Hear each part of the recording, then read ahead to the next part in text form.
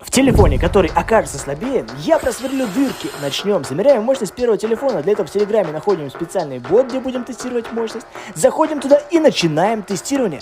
Первый телефон при тестировании мощности набирает 6000 зайцев. Далее тестируем второй телефон. И он там при тестировании мощности набирает 12 тысяч зайцев, а это больше. Значит, первый телефон просверливаем дрелью. А сколько твой телефон способен там набрать? Напиши свой результат в комментариях.